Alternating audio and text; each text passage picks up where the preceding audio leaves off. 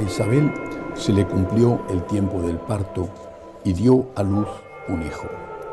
Se enteraron sus vecinos y parientes de que el Señor le había hecho una gran misericordia y se alegraban con ella.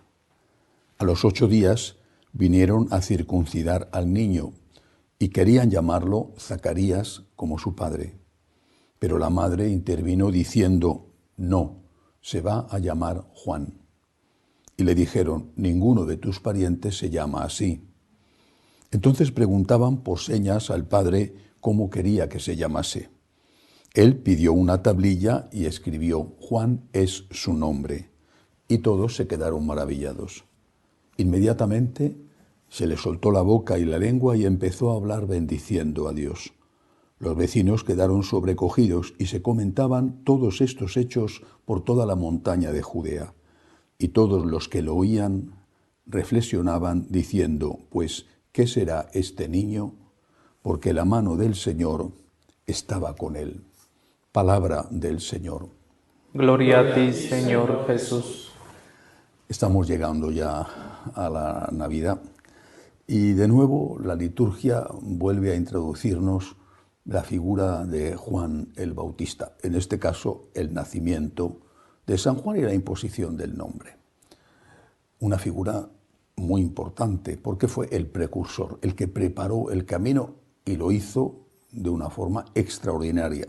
Algunos de los primeros apóstoles habían sido antes discípulos de Juan.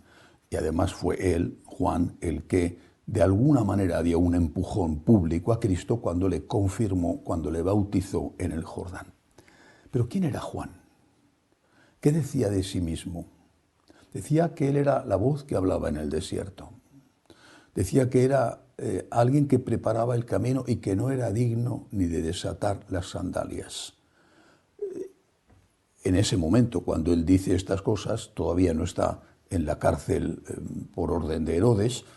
Por supuesto, aún no había llegado el momento de su martirio. Dice esto cuando está en la cima de su popularidad, cuando acudían a él cientos, miles de personas, cuando era el hombre del momento. En ese instante, él pone toda esa popularidad al servicio de Cristo y reconoce que él no es más que un servidor, el que prepara el camino. Esta nueva presentación de la humildad nos tiene que servir a nosotros en nuestro trabajo de una forma especial a los sacerdotes. Si veíamos que la Virgen era humilde porque aceptaba no entender, y esa era la meditación de ayer, acepto no entender quién soy yo para tener que entenderlo todo, pero quién me he creído, quién creo que soy. ¿Cómo voy a entender del todo a Dios? Pues naturalmente que tiene que existir el misterio. La existencia del misterio es lo más lógico. ¿Cómo voy a comprender al Dios que me ha creado? Comprenderlo del todo. Por lo tanto, tengo que aprender a convivir con el misterio. Aceptar ese misterio, tener fe, es la humildad. Si no hay humildad, no hay fe. Si no hay humildad, hay soberbia y por lo tanto hay negación de Dios. Y tienen la fe de los soberbios, la fe de que Dios no existe, porque tampoco ellos pueden demostrar que Dios no existe. Ahora vemos ese otro aspecto de la humildad, con dos matices. Humildad es ser voz de la voz, es decir, aceptar que yo no tengo voz, soy un portavoz, no tengo voz. Y eso, por eso he dicho, es especialmente importante que lo entiendan los sacerdotes. Yo no tengo voz, yo soy un portavoz, yo no tengo voz propia. Me he hecho sacerdote y he renunciado a tener voz propia. Lo que yo tengo que hacer es transmitir el mensaje de Jesús lo más fielmente que sea capaz de hacerlo. Y desde luego, nunca contradecirlo, nunca decir eso de: habéis oído que Jesús os dijo, pero yo os digo, como hacen, por desgracia, tantos sacerdotes y obispos. Ya Jesús no está de moda, ya Jesús se ha quedado anticuado, hay que modificar sus enseñanzas morales. En el fondo hay que acabar con Jesús porque les molesta. Nosotros, como San Juan, debemos de tener esa humildad de decir: no tengo otra cosa que enseñar más que lo que enseñó Jesús. Tengo que ser la voz de Jesús. Por desgracia no somos capaces de hacerlo, pero al menos tenemos que intentarlo. Soy el portavoz de Jesús. Soy el que prepara su camino y no soy digno ni de desatarle las sandalias de sus correas, de sus zapatos. Él es el Señor y yo no soy digno de desatar las correas de sus sandalias. Primer punto de la humildad de San Juan. Segundo punto. Ser humilde también es correr riesgos. No solo el riesgo de que te critiquen, de que te persigan, el riesgo de equivocarte, el riesgo de fracasar.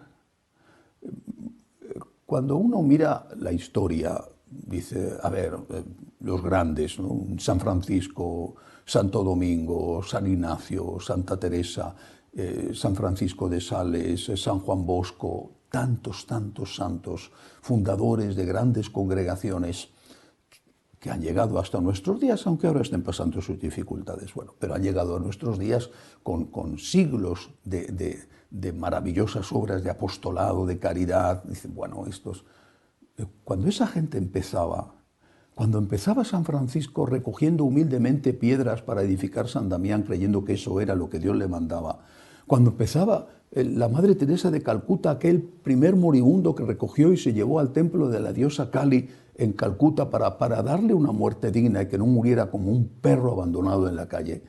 Cuando Santa Teresa de Jesús deja el Carmelo de la Encarnación y se va a fundar el Carmelo de San José, y así uno tras otro, todos no sabían lo que les iba a pasar. No es que tú dices, voy a tener éxito, y como voy a tener éxito, lo hago. Esto está certificado, me han firmado un documento. Dios me ha firmado un documento y me ha dicho, tú vas a tener éxito, estate tranquilo, vas a tener éxito. No. No sabes si vas a fracasar. ¿Cuántos habrán existido que hayan fracasado?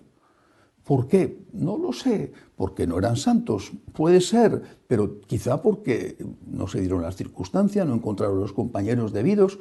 Lo sabe Dios. Pero lo que sí que es cierto es que ninguno, absolutamente ninguno, de los que fueron capaces de poner en marcha algo que ha sobrevivido el paso de los siglos, cuando empezaron tenían la seguridad de que iban a tener éxito. ¿Qué es lo que ellos hicieron? ¿Correr el riesgo? ¿Ofrecerse al Señor? Yo no estoy aquí para triunfar. Nadie me asegura eso. Estoy aquí para servir y solo para servir. Estoy aquí para aceptar el riesgo de fracasar y para ponerle al Señor a su servicio las posibilidades de fracasar, que por otro lado fue lo que hizo la Virgen, pero que de una forma especial lo vemos en San Juan. Este hombre que es alguien que prepara el camino, que renuncia a tener voz propia para ser portavoz de Jesús, porque Jesús es la voz y Él es solo el que clama en el desierto para preparar la llegada de esa voz que es la verdad plena. Este hombre también se mete en una aventura que no sabe si va a conducir a un buen puerto. Se arriesga. Hagamos nosotros lo mismo. No digo que tengamos que arriesgarnos sin sentido, arriesgarnos a lo loco, pero en la vida hay que saber arriesgar por amor a Jesús. Sobre todo hay que ser dócil a lo que nos pide. El Señor me está llamando a hacer algo, lo que sea, consagrarte a Él en el sacerdocio o hacer una obra de caridad. El Señor me está llamando, tengo que asegurarme bien de que es la voz del Señor y no otra voz. Por ejemplo, la voz de mi egoísmo o de mi soberbia. Pero si es el Señor el que me llama, hay que correr riesgos. Yo confío en Dios.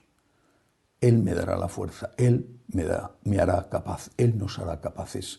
Esa es la humildad, la de aquel que sabe que no va a ser perfecto, pero que sin embargo le ofrece al Señor lo que puede ofrecerle, incluso su imperfección.